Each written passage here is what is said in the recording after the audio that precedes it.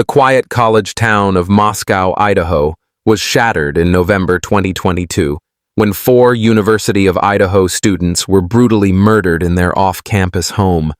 What had once been a place of late-night study sessions, fraternity parties, and youthful ambition suddenly turned into the epicenter of one of America's most chilling murder investigations. The crime scene, described by officials as one of the most disturbing they had ever encountered, left the community paralyzed with fear. For weeks, students fled campus, parents demanded answers, and law enforcement scrambled to track down a suspect who seemed to vanish without a trace. When Bryan Kohberger, a 28-year-old criminology PhD student, was arrested thousands of miles away in Pennsylvania, the case took a darker, almost surreal turn. How could someone devoted to studying criminal behavior be accused of committing such a crime?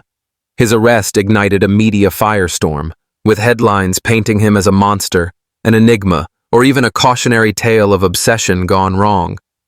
But beyond the courtroom battles and news reports, another story was quietly unfolding. Kohberger's existence behind bars, where fellow inmates were not spectators of justice, but potential executioners of their own brand of revenge. The shock of the Idaho murders. The killings of 4 young students, Ethan Chapin, Madison Mogen, Zana Kernodle, and Kaylee Goncalves, sent shockwaves through the nation. Each was at the start of adulthood, navigating studies, friendships, and dreams for the future. Their brutal deaths in the early hours of a cold November night left investigators with little evidence and the public grasping for answers. Was it random? Was the killer still nearby? Could another attack happen? For nearly 7 weeks, fear gripped Moscow, with many students opting for online classes or even leaving the town altogether. The sheer mystery of the case fueled national media coverage. True crime enthusiasts dissected every available detail, while news anchors speculated endlessly about possible suspects. The tragedy wasn't only about 4 lives lost, it became a story of fear, suspense, and the desperate pursuit of justice. Who is Bryan Kohberger? When Bryan Kohberger's name finally emerged, it stunned both the local community and the wider public. A doctoral student at Washington State University, just a short drive from Moscow, he was studying criminology, ironically, the very field that dissects criminal behavior. To some, his academic focus seemed sinister in retrospect, as though he had been perfecting theories in the classroom while planning his own acts of violence. Peers described him as socially awkward, distant, and sometimes intimidating in conversation. He was known to challenge professors aggressively and often pushed boundaries in discussions about crime and law enforcement. Yet, no one expected him to be linked to such brutality. His car, cell phone data, and DNA evidence reportedly tied him to the crime scene, and by late December, he was tracked down to his parents' home in Pennsylvania. The arrest and public reaction. Kohberger's arrest was a spectacle in itself. FBI agents, local police, and state troopers swarmed his family's residence in the early morning hours, hauling him away in handcuffs. News of the arrest spread instantly, igniting a firestorm across social media. Some hailed it as a victory for justice, while others were left unsettled by his background in criminology. How could someone who studied the psychology of killers allegedly become one himself? The families of the victims expressed relief, but also renewed pain, as the suspect's face became inseparable from their loss. For the broader public, Kohberger's mugshot, his sharp stare and calm expression, became the haunting image of the Idaho murders. The courtroom spotlight. When Kohberger first appeared in court, clad in an orange jumpsuit and shackles, the atmosphere was electric with tension. Cameras captured his every move, from his posture to the way he avoided, or sometimes stared directly at, the audience. The media dissected his facial expressions and body language as though they were pieces of evidence themselves. Public opinion quickly split. Some viewed him as guilty beyond doubt, given the evidence presented. Others, however, pointed to the presumption of innocence, warning against trial by media. Either way, the trial and its updates became must-watch events across the United States. From public trial to prison survival. While the outside world debated Kohberger's guilt or innocence, another reality loomed: his new life behind bars. For most inmates, prison is a punishment. For high-profile accused criminals, however, it can become a battlefield. The same notoriety that makes them infamous in the public eye often paints a target on their backs within prison walls. Bryan Kohberger's story does not end with his arrest or his first day in court. The deeper story, unfolds in the shadows of jail cells, where inmates carry their own sense of justice, and where survival often depends not on evidence or juries, but on the unspoken codes of those who live behind bars. It is here, away from cameras and judges, that the true agony of Bryan Kohberger would begin. When Bryan Kohberger was extradited back to Idaho in early January 2023, the spectacle of his arrest gave way to a far different reality. Instead of flashing cameras and televised court hearings, his world shrank to a few square feet inside the Latah County Jail. The moment he was processed, stripped of his belongings, and handed a standard orange jumpsuit, the roles shifted.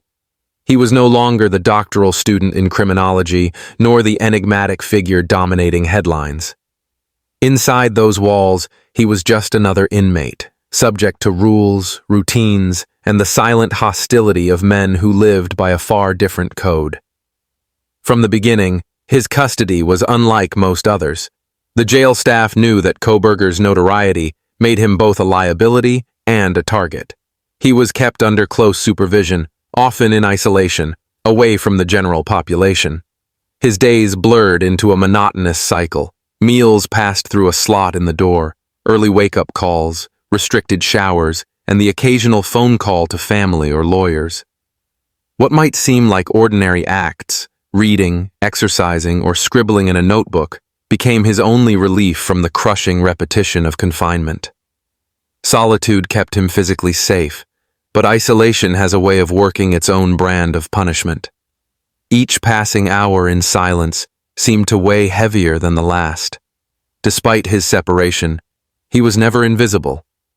Inmates trade stories and reputations like currency, and the arrival of the Idaho murder suspect quickly became the talk of the jail. Whispers spread, rumors multiplied, and glances lingered whenever guards escorted him down a corridor. For some, his presence was a curiosity. For others, it was an opportunity. In the unforgiving hierarchy of prison culture, harming someone like Kohberger could instantly elevate a man's standing. Many inmates despise those accused of crimes against the young or the defenseless, and in their eyes, he represented the worst of both categories. Even in silence, tension grew thick. Guards could feel it in the way inmates spoke when his name was mentioned, in the muttered threats and clenched jaws. Some men openly declared that they would teach him a lesson if they ever got the chance, while others quietly calculated how to get close to him despite the restrictions. For jail staff, the challenge was immense. They were tasked with keeping him alive and unharmed, even as the environment around him seemed to sharpen with every passing day. The psychological strain on Kohberger was immense. He projected calm in his court appearances, the same detached stare and steady posture that unsettled onlookers. But inside his cell, the fear was constant. Every footstep outside his door could signal danger. Every sound in the hallway might be a warning of trouble. Though he was locked away from the general population, paranoia seeped into his daily existence. He had studied crime and punishment as an academic, but now he was living it in its rawest form. The irony was cruel. He who once analyzed criminal minds now found himself surrounded by them, caught in a system that measured survival not by theory, but by instinct. The guards themselves walked a difficult line. Protecting an inmate as infamous as Kohberger was a responsibility few relished. Many officers understood the rage that bubbled among prisoners and even among the public outside the jail. Yet their duty required strict professionalism. Every inmate, no matter the accusation, had to be kept safe until the justice system reached its verdict. That meant constant monitoring, strict adherence to protocol, and an awareness that even the smallest lapse could invite disaster. At times, their protection of him drew resentment from other inmates who viewed it as undeserved. To them, the man accused of murdering 4 college students did not deserve safety, much less isolation from the consequences of his alleged crimes. In this environment, Kohberger's life became a delicate balancing act between routine and danger. Days dragged into weeks, each one marked by the same restrictions, yet shadowed by the knowledge that beyond the bars and concrete walls, a storm of anger and retribution was brewing. He was trapped in a place where the law demanded his safety, but the culture of the inmates demanded his suffering. That tension, building quietly with each passing day, was the beginning of the agony that would define his time in jail and lay the groundwork for the revenge plot that would soon take shape. Inside the jail, the atmosphere surrounding Bryan Kohberger slowly transformed from curiosity to hostility. At first, his presence was something of a novelty. Inmates whispered his name, speculated about his case, and tried to catch a glimpse of him when guards escorted him through the corridors. He was not just another prisoner. He was the man accused of one of the most shocking crimes in recent memory. But fascination is a fragile emotion in prison.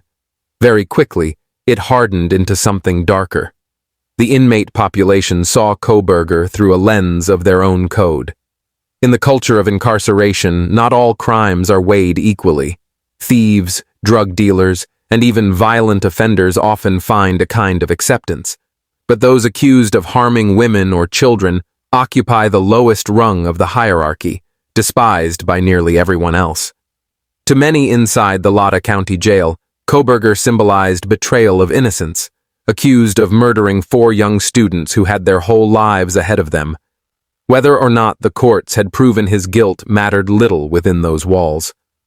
In the logic of jailhouse justice, the accusation alone was enough to seal his fate.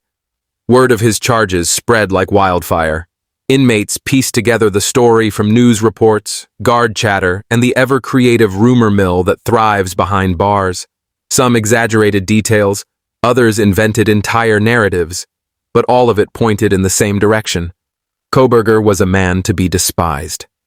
The more sensational the rumors became, the more intense the hostility grew. Stories circulated that he had stalked his victims for weeks, that he had boasted about his crimes, or that he believed himself untouchable because of his studies in criminology. Whether true or not, the rumors painted him as arrogant and unrepentant, making him an even greater target. Among inmates, status is often won not by words, but by actions. To hurt someone like Kohberger, someone already infamous on the outside, would mean instant recognition on the inside. It would be a badge of honor, a way to command respect from peers. In a place where so many men feel powerless, where their identities are stripped and their lives reduced to numbers, the chance to strike at a high-profile figure offers a rare sense of control. For some, it was not simply about revenge for the victims in Idaho. It was about their own hunger for significance. Tensions rose each time his name was mentioned. Guards overheard muttered threats, snatches of conversations that hinted at violence. Some inmates spoke openly of what they would do if they ever got close enough, how they would slash him, corner him, or deliver a beating that would make headlines of its own. Others were quieter but more calculating, studying guard patterns, looking for weaknesses in the routines designed to protect him. In a world where patience often pays off, waiting for the right moment became its own form of strategy. The hostility was not only born of morality or the inmate code, there was also jealousy at play. While most inmates languished in obscurity, Kohberger's name was splashed across every news outlet. He had lawyers defending him, reporters dissecting his every move, and an audience far larger than any of them would ever have. In a place where attention is scarce and reputation is everything, His notoriety was both an advantage and a curse. To take him down would be to steal some of that spotlight, to remind the world that others behind bars still had power. Even those who did not plan violence found themselves consumed by the story. Some inmates spoke of him with venom, others with grim fascination. Conversations in the day room often returned to his case, with men debating the details as though they were jurors themselves. Each new update from the outside world, every leaked court document, every headline, was dissected and reimagined in the inmate narrative. The more they talked, the more the anger solidified, and the closer the jail moved toward inevitable conflict. Kohberger himself could feel the weight of it. Though isolated, he was not blind to the glares, the tension in the air, the way silence sometimes fell when he was escorted past other cells. He knew he was a marked man, and the knowledge gnawed at him day after day. Theories about his detached demeanor, whether it was arrogance, confidence, or simply survival, circulated widely, but only he knew the full extent of his unease. The studied calm he displayed in court could not shield him from the paranoia that came with living under constant threat. The guards, too, were aware of the storm building. They saw the way inmates stiffened when his name came up, the way conversations hushed when they walked by. They knew that protecting him was not only about keeping him alive, but about preventing chaos from erupting in the jail as a whole. An attack on Kohberger would not be a small scuffle. It would be a seismic event, one that could ignite rivalries, draw national scrutiny, and put their entire facility under fire. Every day without incident felt like a narrow escape. But tension, once lit, rarely fizzles out on its own. The hostility toward Kohberger was not a passing emotion. It was a pressure that built relentlessly, gathering strength in whispers, rumors, and quiet promises of vengeance. The inmates did not see him as a man awaiting trial. They saw him as a symbol, an embodiment of crimes that disgusted them, an opportunity to claim power in a place where power is everything. For weeks, that pressure mounted, until it became clear that talk alone would not satisfy them. Something more deliberate was brewing, a plan that would transform words into action. The murmurs of anger inside the jail eventually hardened into something more tangible. What began as threats whispered through cell doors and exchanged during meal breaks evolved into a deliberate plan. For many inmates, hurting Bryan Kohberger was no longer just an idea to fantasize about. It was a mission that promised both retribution and recognition. And in the confined, suffocating world of the Idaho County Jail, plans did not need weeks to mature. In less than 24 hours, a revenge plot began to take shape. The planning started in fragments. One inmate, emboldened by the chorus of hatred surrounding Kohberger's name, suggested that there were ways to reach him despite the isolation. Another added details, pointing out the predictable moments in his schedule: the short walk to the shower, the time he was escorted for brief exercise, the rare appearances in corridors when guards moved him between secured areas. In prison, routines are both protection and vulnerability. The very consistency that kept order also provided windows of opportunity. And so the men began to talk, their ideas feeding one another until they formed a crude but dangerous plan. They relied on the same network that sustains most prison activity: coded messages, brief exchanges, and the unspoken understanding that silence is its own kind of loyalty. Nothing needed to be written down. They spoke in half-sentences, gestures, and the kind of shorthand that only men who live under constant surveillance can perfect. Each word carried weight. Each glance meant more than what was said. Within hours, several inmates knew what was coming. The motive, on the surface, was simple. Kohberger represented everything they despised, but beneath that moral outrage lay other reasons. Some wanted to prove themselves, to cement their reputation as men who feared nothing, not guards, not consequences, not even national attention. Others were driven by boredom, by the endless monotony of jail life that begged for disruption. And for a few, it was about vengeance by proxy, a belief that if they struck at him, they would be avenging the lives of the students who never had a chance to fight back. The plot did not require sophisticated weapons. Inmates are resourceful, and anything can be turned into a tool of violence. Shards of plastic, sharpened toothbrushes, even pieces of metal pried loose from fixtures can become deadly in skilled hands. Talk turned to what would be most effective, what could be hidden, what could be delivered quickly before guards intervened. The goal was not necessarily to kill him outright, though some spoke of it, but to inflict enough pain to make a statement, to send a message that even isolation could not protect him forever. As the day wore on, the jail's atmosphere shifted. Guards sensed a strange energy in the air, though they could not pinpoint its source. Conversations hushed when they walked by, eyes lingered too long on Kohberger's movements, and groups of inmates clustered in ways that suggested something unspoken was uniting them. It was as though the entire facility was holding its breath, waiting for a crack in the routine that could become an opening. The timing of the plan revolved around one of the few predictable events in Kohberger's schedule, his brief movement outside of his cell. For a man kept under near constant watch, even a 10-minute walk to a shower block represented both freedom and exposure. The conspirators knew this, and they set their sights on intercepting him during such a transfer. The idea was quick, brutal, and symbolic. A few seconds of chaos, an attack launched in the narrow space of a corridor, would be enough to achieve their goal before guards regained control. What they underestimated, however, was the vigilance of the correctional staff. Rumors travel fast inside prison, but so do suspicions. Guards had been watching the inmates closely, and the heightened tension did not go unnoticed. On the day the plot was to unfold, officers adjusted their routines. Extra eyes followed Kohberger's movements, and the small deviations in inmate behavior, the way certain men hovered near places they usually ignored, the sudden silence when patrols approached, were enough to achieve their goal before guards regained control. What they underestimated, however, was the vigilance of the correctional staff. Rumors travel fast inside prison, but so do suspicions.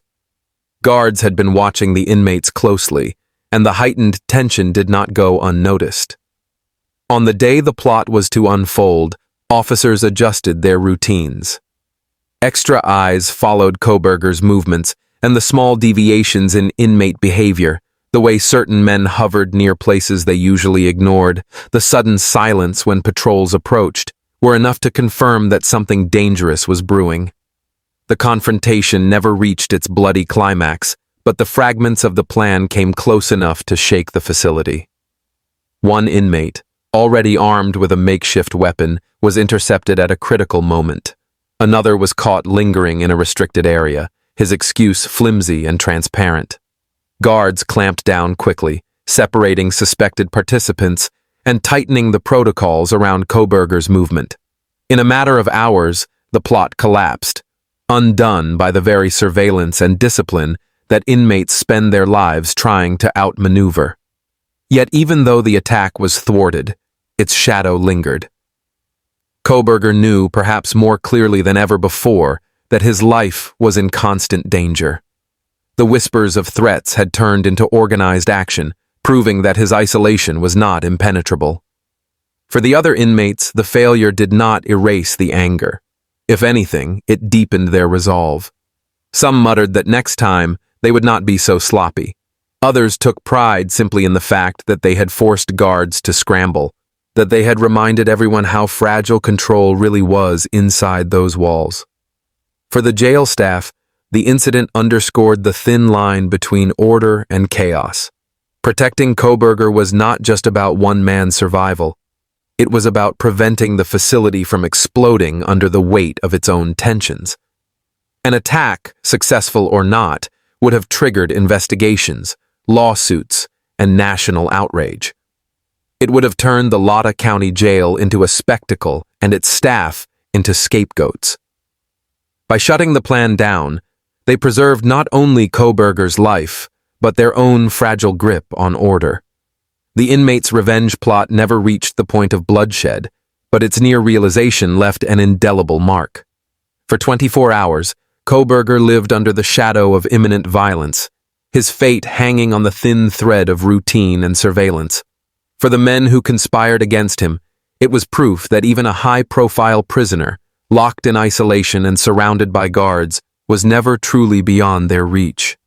And for the jail itself, it was a reminder that vengeance does not die in whispers. It waits, it grows, and it strikes when the moment feels right. The failed revenge plot left scars that could not be seen, but were deeply felt. For Bryan Kohberger, the realization that fellow inmates had been willing to risk punishment to harm him was a chilling confirmation of what he had already suspected. His every breath behind bars was borrowed time. He had entered jail as a figure of national fascination, but now he existed as a man stripped of control, living with the knowledge that hostility surrounded him on all sides. Even the walls of his isolation, once his shield, now felt like a fragile barrier that could be breached at any moment. His life became a cycle of paranoia and endurance. Each sound outside his cell door carried the possibility of danger.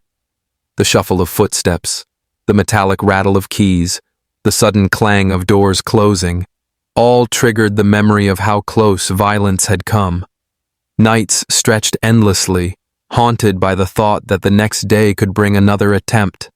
Inmates who never laid eyes on him still spoke his name with venom, and he understood that hostility did not need proximity to feel oppressive. The mere fact of his presence in the jail fueled a fire that would not die down. The psychological toll was immense. Kohberger had studied criminal behavior, immersing himself in theories of fear, deviance, and control, but academic analysis could not prepare him for the lived experience of being hunted inside a locked facility. He projected calm in court appearances, maintaining the same impassive expression that puzzled observers, but within his cell the strain wore him down. Isolation protected his body but tormented his mind. Solitude became a cage within a cage, amplifying every worry, every whisper of threat, until his thoughts themselves became adversaries. For the guards, the aftermath was just as heavy. The aborted plot confirmed their fears and validated their constant vigilance. Their job was not only to maintain order, but to protect an inmate despised by nearly everyone around him. It was a thankless task. Some officers felt the weight of public scrutiny, knowing that a single slip could turn the jail into the next national scandal. Others struggled with the personal conflict of defending a man accused of unspeakable acts. Yet professionalism demanded consistency. Every inmate was entitled to safety until proven guilty, even the most hated one. The revenge plot also exposed cracks in the system itself. Prisons and jails are designed to control bodies, but they struggle to control emotions. Hatred, jealousy, and the hunger for status slip through every barrier. Inmates are adept at finding opportunities in routine, creating weapons from nothing, and turning whispers into conspiracies. Kohberger's case highlighted just how vulnerable high-profile prisoners are, and how much strain is placed on correctional systems unprepared for the spotlight. For a facility like Idaho County Jail, built to manage local offenders, housing an accused killer at the center of national attention was never a simple assignment. The larger question lingered: what does justice mean inside prison walls? The legal system promises a trial, evidence, and verdicts, but the inmate code recognizes none of that. In their eyes, justice is swift and personal, a form of balance restored through violence. The clash between these two systems, formal law and prison law, hung over Kohberger's daily existence like a shadow. To the outside world, he was awaiting trial. To those around him, he was already condemned. In the end, the failed attack did not mark an end, but a beginning. It showed both Kohberger and the jail that hostility would not vanish with time. It would persist, simmering in conversations, hardening in resentments, waiting for another chance. His agony was not confined to the prospect of a trial or a possible sentence. It lived in the unrelenting knowledge that revenge could strike at any moment, from any direction, within a world where every man carried his own definition of justice.